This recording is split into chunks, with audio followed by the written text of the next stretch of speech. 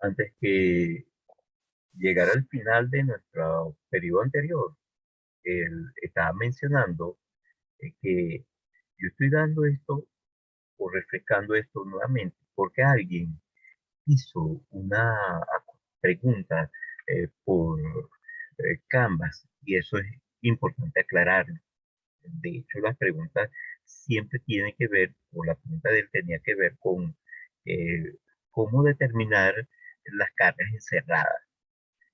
La carga encerrada se basa justamente en lo que estamos viendo, es decir, que nuestro diferencial tiene justamente esta forma.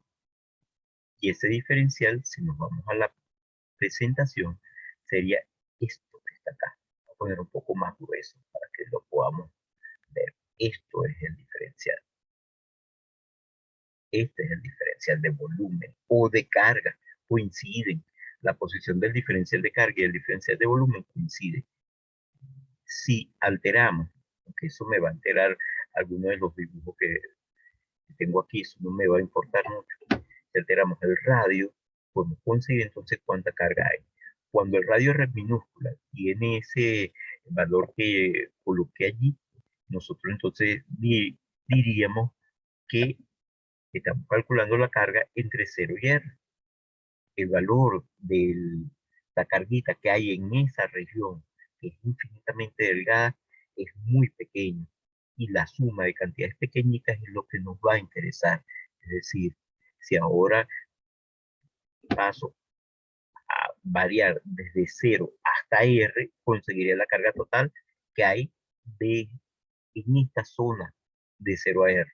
Si ahora varío desde 0 hasta A, consigo la carga total de la esfera de radio A. Si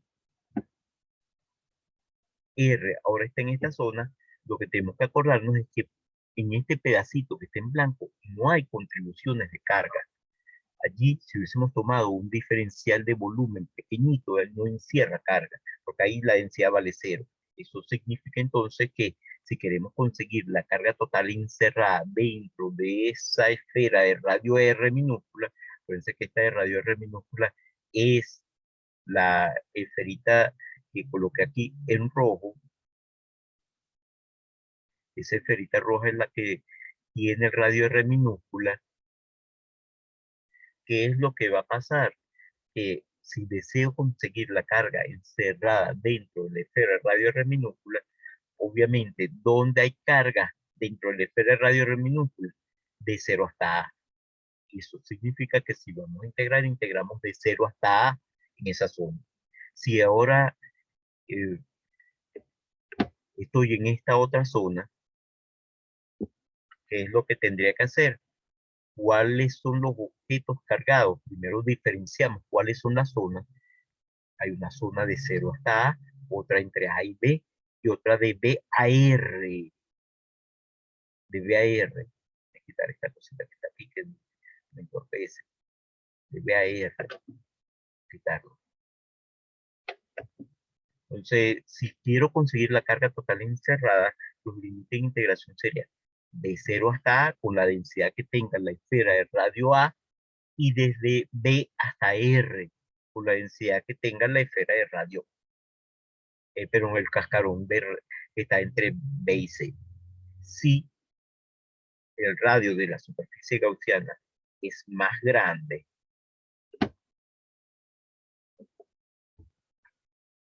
este radio R minúsculo es más grande, entonces, ¿dónde está la carga encerrada? Vamos a buscar la zona. Tengo una zona entre 0 y A, otra entre A y B, otra entre B y C y otra entre C y R. Pero en la porción entre A y B no hay un volumen pequeñito, no tendría carga. Otro volumen pequeñito en la región de C a R tampoco tiene carga. Eso significa que cuando vaya a calcular la carga encerrada dentro de esta superficie roja, que es una superficie de un cascarón esférico de radio R, ¿cuáles son las contribuciones a la carga? La carga total de la esfera de radio A más la carga total del cascarón. Esas son las únicas que, los únicos objetos que tienen carga. Si eso lo tengo que hacer mediante integración, integré entonces con la densidad de la esfera de radio A de 0 hasta A, y con la densidad del cascarón que está entre B y C, integro entre B y C. Entonces, muchachos, de esa manera conseguimos nosotros cuál es la carga encerrada. Esa carga encerrada la podremos buscar nosotros junto con la ley de Gauss. ¿Por qué? Porque si realizamos la operación que le estaba mencionando, esta, como el producto escalar de un vector unitario por sí mismo es 1, y la componente radial del campo la podemos sacar fuera de la integral, esta integral que está aquí resulta ser que tiene una interpretación muy simple. ¿Cuál es la interpretación simple? Agarramos la superficie gaussiana, que va a ser la esfera de radio R, y la dividimos en pedacitos pequeños, porque siempre integrar es eso, dividimos en cantidades pequeñitas, y luego sumamos esos pedacitos pequeños, pero de área. Esa integral realmente es esto.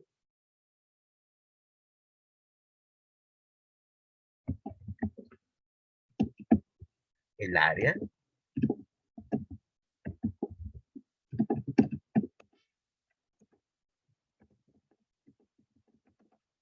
de la esfera gaussiana, y la esfera gaussiana es de radio R.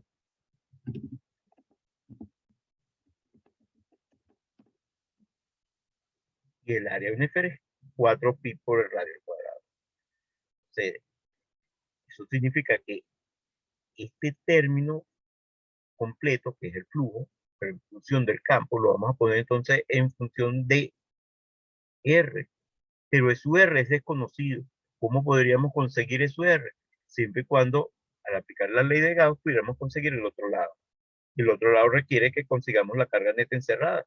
Y para conseguir la carga neta encerrada, lo que tenemos que hacer es, dependiendo de la zona, colocar aquí la integral apropiada, pero aquí la integral apropiada.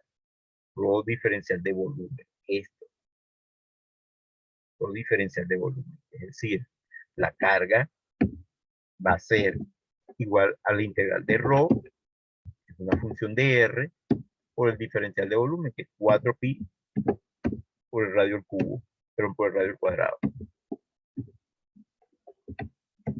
Diferencial de R. Tendríamos que integrar. ¿Y cuáles son los límites de integración? Los límites de integración los va a imponer la región.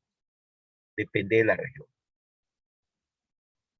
Los límites de integración va a depender de la región. Si estoy en la región entre 0 y A, integro entonces entre 0 y R. Es decir, si estoy en esta zona, integramos entre 0 y R. ¿Por qué integramos entre 0 y R? Porque siempre debemos hacernos la pregunta, ¿dónde está la carga? Y la carga estaría de 0 a R. A la ley de Gauss no le interesa lo que está afuera. Si esa carga, por ejemplo, le llamo Q', por decir algo, puedo determinar entonces, ya que sé cuánto vale el flujo, pero en función del campo, al agarrar esa Q' y dividirlo entre esos ceros, igualo esas dos cantidades y consigo entonces una expresión de la cual voy a poder despejar cuál es la componente radial. Y al conocer la componente radial, ya sabemos que acaba. Si hubiese estado en la zona entre A y R, pero entre A y B, como en esta zona un volumen muy pequeñito no tendrá carga, entonces integramos entre 0 y A. Allí, fíjense que eso lo llamo, por ejemplo, Q total de la esfera de radio A.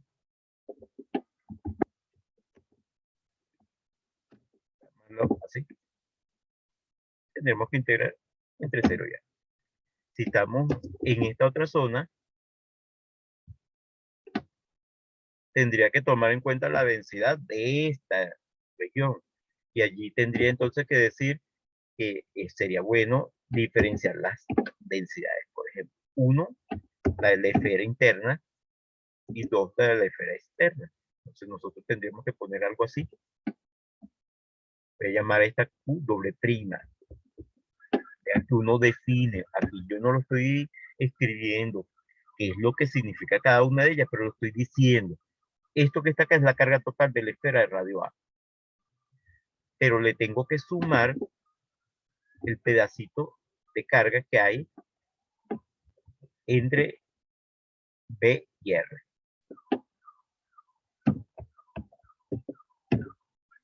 Él tendrá una densidad, no tiene por qué ser la misma. Al realizar esta integral, conseguimos la carga total encerrada dentro de esta superficie. Y si esa carga la dividimos entre epsilon sub 0 y lo igualamos a esto, como esto es 4pi por r pequeña al cuadrado, podemos despejar la componente radial del campo. En la otra zona, la zona más externa,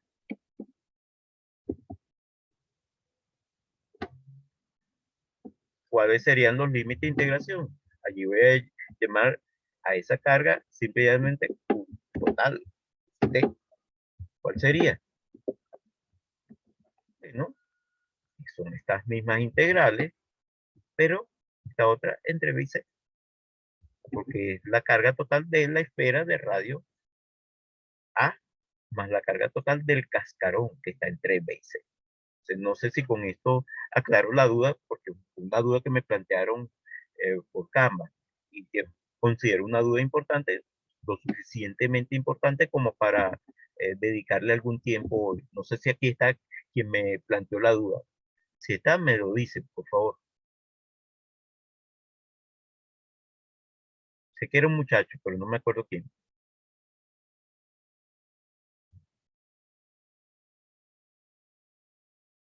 Bueno, ya con esto entonces espero que haya quedado aclarado un poquitico cómo determinar los límites de integración en este tipo de problemas.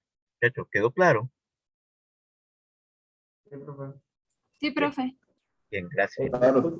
¿Podrías subir un poquito la lámina? Es que me puedes para copiar Sí, la- la presentación de PowerPoint. Pues, el formulario. Aquí, ya en la parte del diferencial, por el final. aquí, Ahí. Sí. bien. Vean que, Ah, ok. Ya. Bueno. vean que no es complicado. Claro, esta RO nosotros la podemos determinar o nos la pueden dar, porque hay muchas maneras de conseguir eso. De hecho, eh, si me hubiesen dado, por ejemplo, la carga total de la esfera de radio A, no me dan la densidad. No es necesario que me den la densidad si me dice que es uniforme. Pero noten, si la esfera hubiese sido uniforme, esta densidad es constante. Y si es una constante, la constante la puedo sacar fuera de la integral. Y esta integral simple y llanamente es el volumen de la esfera de radio A. Y por lo tanto será la carga total de la esfera de radio A dividida entre su volumen. Eso va a ocurrir, claro, cuando es constante no necesito poner aquí la R, porque no varía con R. Entonces, cuando no sea constante, uno puede conseguir las densidades así. De hecho, por ejemplo, si no conozco la densidad de la esfera de radio B, pero sí conozco, perdón, del cascarón que está entre B y C, pero sí conozco su carga, entonces nosotros podríamos decir que la carga del cascarón de radio entre B y C, fíjense que ese es un dato del problema y que la carga está uniformemente distribuida. Bueno, este pedacito es la carga total del cascarón. Si esa densidad la desconozco, pero sé que es uniforme, noten, esto que está acá es muy fácil de integrar. Esto en el caso que los dos, la del cascarón, sea constante. ¿Por qué? Porque 4pi es una constante. Y la integral de r cuadrado es r cubo sobre 3, evaluada en C, menos evaluado en B, menos esa misma cantidad evaluada en B, porque es una integral de tipo f.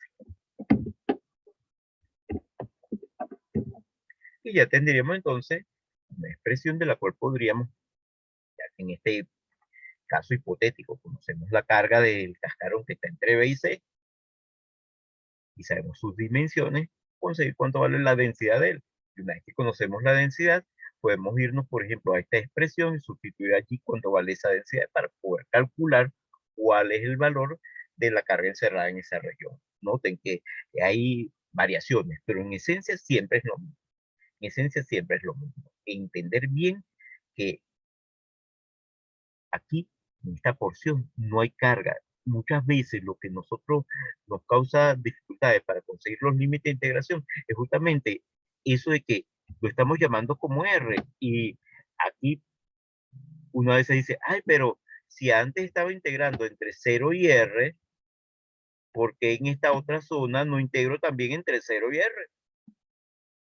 Porque el límite superior no es R, igual que antes. La superficie gaussiana no es de radio R, ¿por qué no voy a integrar entre 0 y R?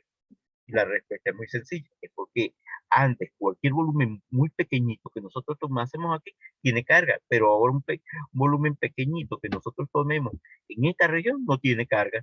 Entonces, él no contribuye a la carga, no lo puedo poner como algo donde haya carga. Es decir, saber que realmente los diferenciales de carga se refieren es a lo que ocurre en cantidades volumétricas pequeñitas, es la clave para poder resolver este tipo de problemas. Es común equivocarnos. Es común equivocarnos y estoy diciendo dónde nos equivocamos.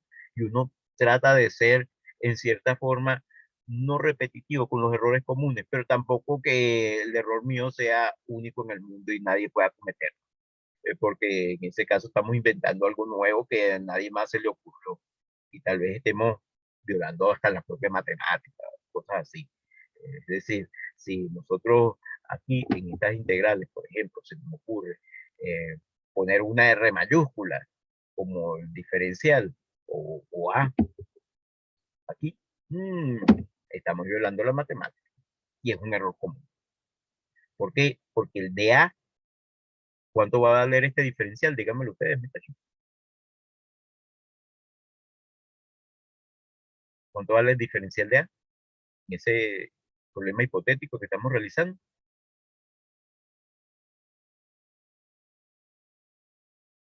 ¿Cuánto daría?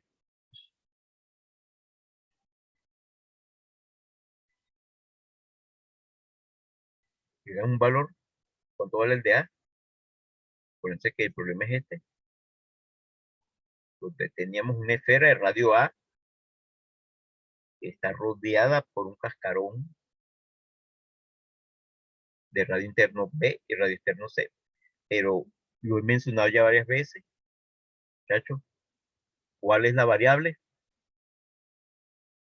R. R, A, entonces, ¿qué es?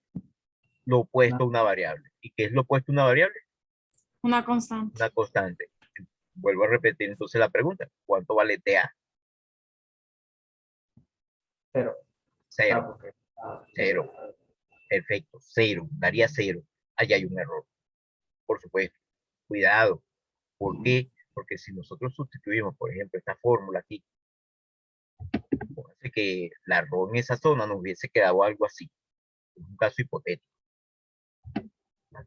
Lo sustituimos aquí. Esta integral existe. Esta integral existe y es diferente de cero. Ahí estamos metiendo varios embustes, para decirlo en lenguaje coloquial. ¿Por qué? Porque estamos diciendo que una constante varía ajá, y además de R, ¿no? estamos al final consiguiendo una carga que va a ser una función de R pequeña y podríamos considerar hasta cosas bien extrañas. Por ejemplo, si integramos esto aquí, voy a poner nuevamente otro error gravísimo.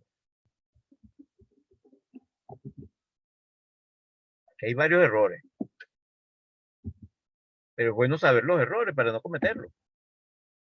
Vean que esto era la carga total del cascarón, pero cuando calculemos esa carga total del cascarón, si nosotros realizamos la integral en A, usando esta expresión que está mala, esa expresión es errónea, vamos a ponerle una X a eso para indicar que eso está malo, ¿qué es lo que va a ocurrir? Que no va a quedar una función de R, pero R no era una variable. Entonces vamos a tener una carga total que varía. Es una locura. Ahí estaríamos diciendo algo que está totalmente fuera del sentido común. Nosotros tenemos que ver que lo importante es aprender a leer la fórmula, muchachos, aprender a leerla. Cuando nosotros vemos una cosa como esa, que la carga total está en función de una variable, uno inmediatamente dice, bueno, ¿dónde me equivoqué o dónde se equivocó la persona que hizo el enunciado? Porque está diciendo algo malo. Eso es importante. Y como yo voy a repetir, y he repetido alguna que otra vez, tal vez, no me acuerdo, que cualquiera se puede equivocar. No hay personas que no se pueden equivocar. Eh, entonces, si está eso en un enunciado, por ejemplo, imagínense que yo les puse un enunciado, el profesor, y esto puede ser con otro profesor también, y ustedes se dan cuenta de eso, muchachos, pregúntenle, vaya y pregúntenle al profesor, profesor, ¿no habrá aquí un error? Porque yo veo que esta carga me está dando variable, pero es la carga total, es algo que no entiendo. Entonces, tal vez que uno está haciendo algo malo. Por ejemplo, supónganse que yo les pongo en un problema resuelto, algo como esto, porque me equivoqué. em, y resolví el problema y pongo algo así, ustedes inmediatamente deben darse cuenta, ahí hay un error.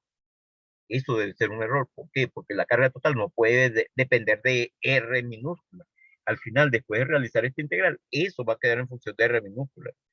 Y vamos a tener entonces un error.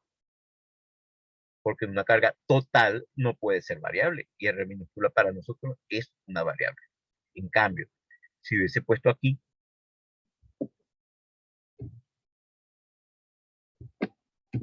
algo como eso, ya la situación cambia. Porque va a cambiar bastante allí, porque R minúscula ha sido una variable. Esto sí realmente sería la carga total del cascarón si este término hubiese sido la densidad del tiempo. Entonces, es importante, vean que uno viendo ese tipo de cositas identifica algunos errores comunes. Y los errores comunes trata uno de evitarlos.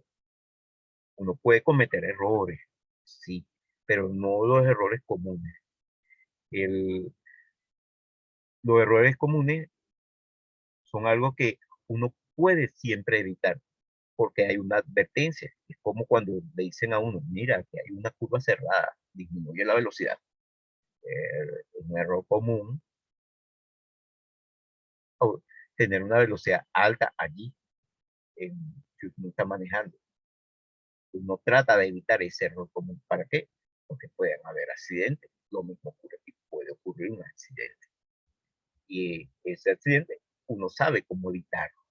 Entonces, no tenemos una señal de tránsito que nos indique eso, pero tenemos ya el conocimiento que nos dice que debemos evitar ese tipo de situaciones que pueden ser tales que nos lleven a tener problemas graves a la hora de solucionar una determinada situación, un problema. De hecho, yo insisto, cuidado, porque los ingenieros somos responsables de lo que hacemos y a veces esa responsabilidad pasa a mayores. La ley nos dice que somos responsables por lo que hacemos por un tiempo de 10 años. Y si en 10 años no ocurrió una catástrofe, nosotros salimos felices. Si en 10 años ocurrió una catástrofe, muchas veces el eslabón más débil es el ingeniero. Nos buscan a nosotros para culparnos, así no tengamos la culpa. Uno se cuida hacer las cosas bien, evitar ese tipo de errores. Eh, Puede ser que de repente un errorcito como eso no se haya visto en primera instancia, pero que exista y al final podría ser importante. Entonces les pido por favor que tomen en cuenta eso. Ahora, la otra cosita de la cual yo quería hablar tiene que ver con las instrucciones continuas de carga. Las instrucciones continuas de carga, nosotros ya las hemos tratado, pero no hemos visto cómo usarlas. Me interesa sobre todo hablar de algo que tal vez algunos de ustedes hayan visto en física 1. De hecho, los profesores que hicieron las guías del semestre pasado lo nombraron muy por encima, pero es importante resaltar algunas cositas, muchachos, y es lo siguiente. De hecho, tal vez alguno de ustedes esté viendo álgebra. ¿Alguno de ustedes está viendo álgebra? La pregunta al grupo. ¿Quiénes la están viendo? Yo, Manuel, ya. Me imagino que varios. Bueno, y Giselle, ya. Se- para aquellos de ustedes que están viendo álgebra, esto es algo común, ¿vale? Pero los que no están viendo, se debió haber estudiado en física. Eh, esto es el concepto, lo que nosotros llamamos parametrización.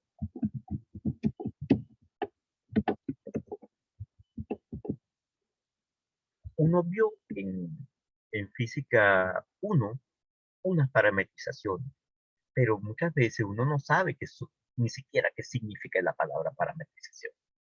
Yo sé que en una de las guías de física 1 la vi, pero mm, a mí no me gustaron mucho las guías de física 1 el semestre pasado. O sea, parece que eran departamentales.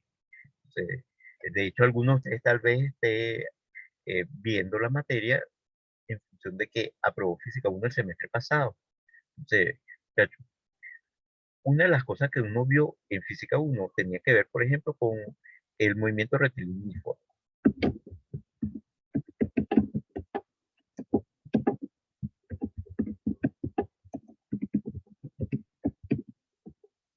Se vio que en el caso típico de física 1, x era igual a una x inicial, voy a llamar x sub 0, más la velocidad en el eje x por el tiempo. De hecho, por favor, muchachos, estoy ahora empezando a revisar uno de los quizzes, la primera prueba virtual, y hay algunos problemitas con conceptos de física 1. Es importante resaltar eso. Esto va a ayudar un poco. Y también tendríamos la ecuación del eje y. Y igual a y inicial más la velocidad en el eje y. Aquí no tengo por qué poner su índice 0 porque la velocidad es constante. Por lo tanto, hablo de b sub x y b sub y. Estas eran las ecuaciones del movimiento con, pero el movimiento rectilíneo uniforme. Noten que si nosotros observamos este par de ecuaciones, en cada una de ellas aparecen constantes, pero también aparece una variable. La variable es el tiempo. Por lo tanto, realmente aquí podríamos poner que lo que tenemos es una x en función del tiempo o una y en función del tiempo. Al tiempo se le conoce, en este caso, como parámetro. La manera de expresar algo en función de una variable. Esta variable va a ser el parámetro. En este caso, uno habla entonces del parámetro tiempo. Pero el tiempo realmente pertenece a cierto conjunto. Por lo general, ¿cuál es el conjunto que pertenece al tiempo? Desde el momento inicial, que muchas veces lo llamamos cero, hasta el momento final, que es el último instante del movimiento. Es decir, esta t pertenece a un intervalo. Por lo general no son todos los valores posibles que nos da el eje real, sino solamente un intervalo. Entonces, este t, que lo vamos a llamar parámetro, pertenece, un valor que va a pertenecer a cierto intervalo. Noten que eso es sumamente importante. El valor pertenece a un intervalo. Vamos a poner eso como así, un intervalo. Voy a ponerlo como un intervalo cerrado. Aquí tendría que poner que t pertenece a ese intervalo cerrado. Noten que una vez que nosotros sabemos que el valor del, del pertenece a cierto intervalo, podremos entonces empezar a hacer algunas cositas con esto. Poner aquí pertenece. ¿Cuál es el intervalo al cual pertenece? Desde un tiempo cero hasta un tiempo más. Por lo general es cero el inicial, aunque podría no ser cero. Lo que ocurre en el tiempo máximo muchas veces nos dan los alcances máximos, los valores máximos. En el caso del movimiento rectilíneo o del movimiento parabólico, etc.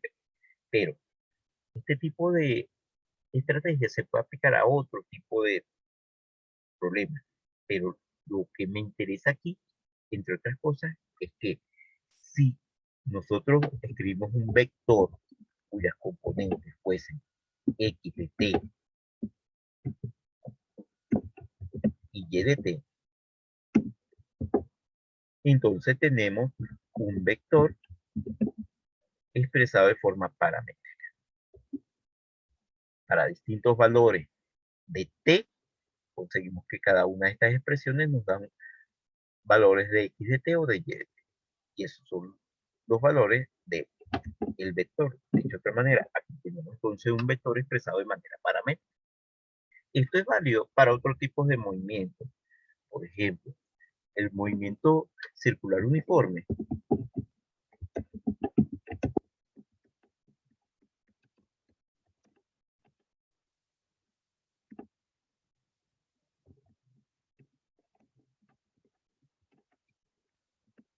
Tiene algo parecido. X igual a R por el coseno de omega por t. Suponiendo que la constante inicial es cero.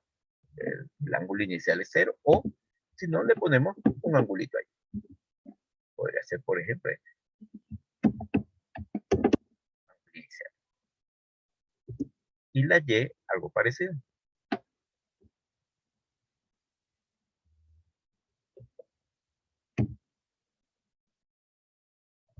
Pero con el seno. Eso surge de dónde? De la proyección de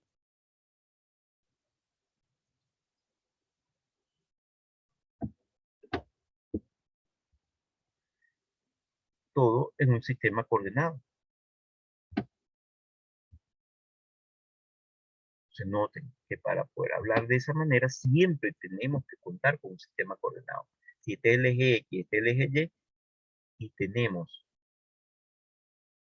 un ángulo con respecto a la horizontal, al eje X positivo, el cateto adyacente se convierte en el radio por el coseno y el cateto opuesto en el radio por el seno. Eso es lo que nos dicen estas ecuaciones. Ahora, ¿qué pasa? Que obviamente esto que está acá debe ser la ecuación de una línea recta. Esto debe ser la ecuación de una línea recta. Pero esto completo debe dar la ecuación de una línea recta, pero una línea recta vectorial. Entonces uno podría, por ejemplo, eliminar el tiempo. Siempre que b sub x fuese diferente de 0 o b sub y fuese diferente de 0, yo puedo despejar el tiempo de ambas ecuaciones. Si hacemos eso, conseguimos entonces una ecuación que tiene la forma de una línea recta. Por ejemplo, voy a hacerlo aquí mismo. X, como va a ser diferente, voy a eliminar el tiempo, voy a pasar este x sub 0 restando hacia el otro lado. Y voy a dividir entre b sub x. Dividir entre b sub x.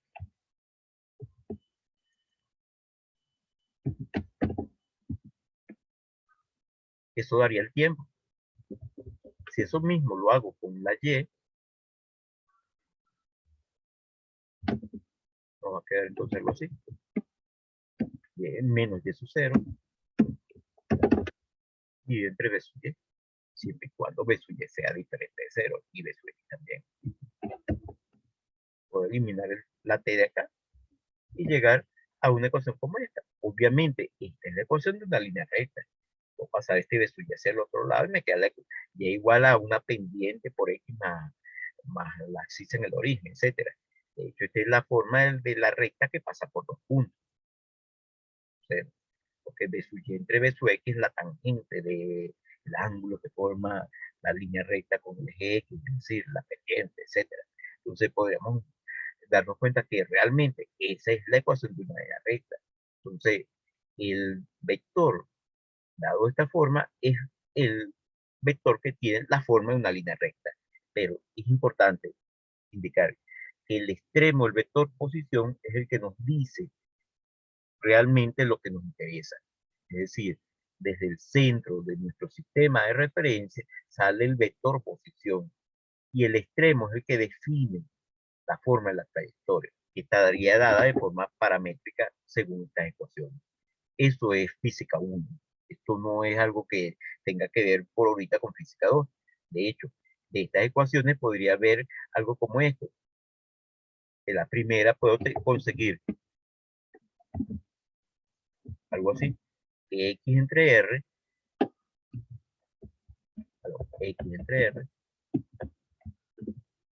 al cuadrado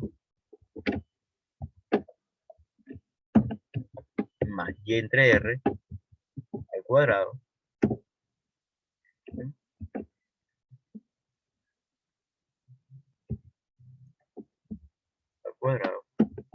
es igual a 1. Y esta es la ecuación de una circunferencia. R dividiendo y lo leo al cuadrado y como seno cuadrado más coseno cuadrado 1. Y bueno, esta es la ecuación de una circunferencia radial, porque esta es la forma paramétrica de la circunferencia. Pero, cuidado, no es la única manera de trabajar. Puede usar otros parámetros, que no necesariamente sea el tiempo. Lo que pasa es que por lo general nosotros llamamos tiempo. Es, aquí, si esto lo hubiese puesto P, y digo que P es el parámetro, de todas maneras, al despejar la P de ambas e igualarlas, llego a esta ecuación, sigue siendo la misma línea recta. Es decir, no importa el nombre que nosotros le demos al parámetro. Y de hecho podemos interpretar entonces cualquier ecuación de y igual a f de x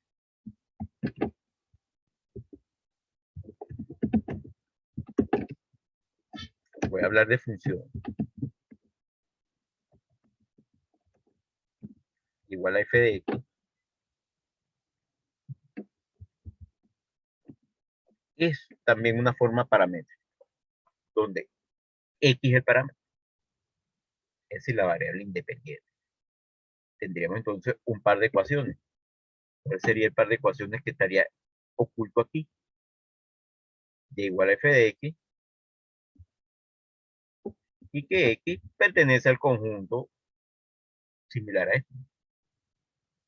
Entonces, esto se puede interpretar, cualquier función se puede interpretar como una función paramétrica, donde esta sería el parámetro. Pero, si de esta ecuación nosotros podemos despejar la x como una función de y, lo cual no siempre es posible. Si de puedo despejar la x en una función de y, puedo encontrar otra función paramétrica donde el parámetro hubiese sido y. Y esa es la clave